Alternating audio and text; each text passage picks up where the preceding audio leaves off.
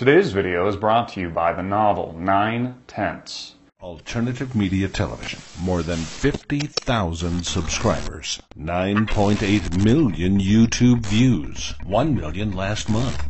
The #1 grassroots media organization. Our passion for liberty and truth is unmatched. AMTV contributor Topher Morrison. Terror at 26 miles. Was it terrorism? No one has yet to come forward. No one has yet to claim responsibility. And the trail has gone cold. It was Patriots' Day in Massachusetts while the rest of America was filing taxes. Just before 2:50 as runners end the 116th annual Boston Marathon, a loud explosion rocks a highly crowded finish line on Boylston Street. It was the perfect target. Moments later, another bomb, west past Exeter, ripped through the crowd. Like the first, packed with ball bearings and other shrapnel, tearing the limbs off dozens, injuring over 170, 17 critically, and killing 3 others, including an 8-year-old boy.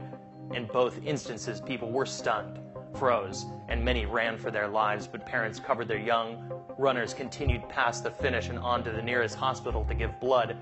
Others cleared debris. Still more carried the wounded to safety. Heroes. Patriots.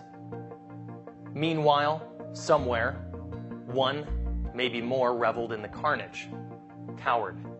Perhaps conspirator. There was more death planned, but the third small and crudely made explosive, packed tightly in a backpack, was found before it could be remotely detonated. While a law enforcement official citing an intelligence briefing said cell phone service had been shut down Monday in the Boston area to prevent any potential remote detonations of explosives, major carriers denied there was a request to limit service. Later, 5 more explosives were found, a total of 7. And while many in the mainstream media speculated about a lone wolf, it was clearly, at this point, a logistical mountain to scale. Early analysis, if you could even call it that, rather idle speculation as anchors waited to be fed information from their correspondents, were called other April attacks. Oklahoma City, Waco, Texas, incidences far removed from metropolitan Boston, let alone the year of 2013. But anchors weren't the only ones drunk with wonder, as journalists and experts simply could not help pointing the finger. Nicholas Kristof of the New York Times, for example, led with a ham-fisted tweet, quote, "Explosion is a reminder the ATF needs a director. Shame on Republicans for blocking the appointment." If only the appointment went through, I'm sure it would have helped. Nearly every major news outlet, CNN, Fox, NBC, and CBS, mused over the Branch Davidians, Ted Kaczynski, and other homegrown starlets, as if in absence of suicide bombing, Islamic Jihad was immediately ruled out. While the mainstream media was grabbing at straws, the alternative media added its voice.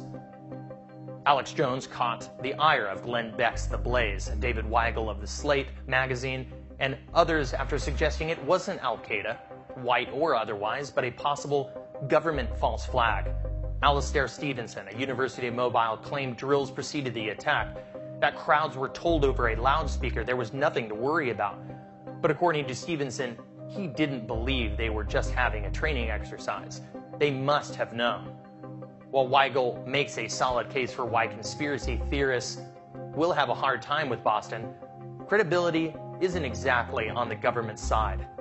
The FBI quickly tainted the investigation by taking it over, an organization which over the last decade has manufactured and thwarted dozens of its own terrorist plots, if not all of them. It was called entrapment in the years prior to the last terrorist attack. It's now called protocol, after the Patriot Act. While a young Saudi national was reportedly in custody, at least initially, the Boston police commissioner denied it, but other factors, including the pressure cooker bombs used and the fact that they were described in detail in Inspire magazine, a propaganda piece used to train young jihadists, and the fact that there was a search for a young, dark-skinned or black, possibly foreign national, all pointed to possible ties with the Middle East and with domestic support.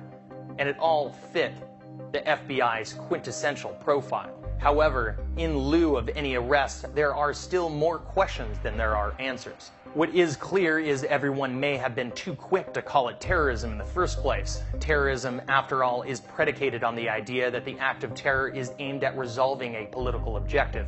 No objective has yet been presented, regardless of attempts at gross politicization of constitutionalists and tax advocates.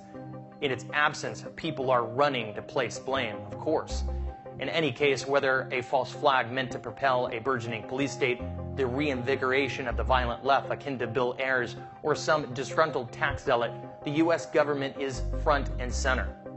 So why?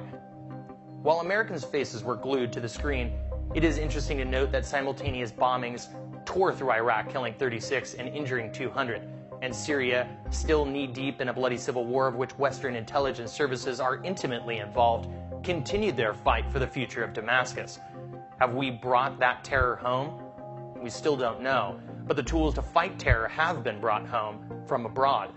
But even the rise of Boston and New York Times Square's surveillance grids and analytic software didn't protect us. So what will next year's Boston Marathon look like? Terrorism, again, if we are to call it that in this case, while relying on political ends, is born out of the ability to communicate terror. In fact, it has little precedent before mass communication. If we learned anything from the gun debate, it's that the media focuses all national attention on one issue. Our collective fear turns to rage, and then the powers to be hope to legislative resolve. But are we resolved enough to understand we can't always prevent this? Will DHS mobile interrogation units be the order of the day? Will bomb-sniffing drones be embraced? Will cities saturated with face recognition cameras offer solace? Will giving the FBI, DHS, and ATF more tools to fight crime prevent crime? In the end, the ultimate question is, are the numbers potentially saved from future carnage compatible with the numbers whose rights and liberties will be violated in the process? The story will now focus less on what happened and more about what will happen to our country. Will the terrorists win? Will the state? Or will its people? Capturing every corner of the alternative media, watch AMTV News Monday through Friday. Follow me on Twitter at AMTV News and like us on Facebook at Greenwave TV. Find my source material and more videos like these at amtvmedia.com and greenwave.com.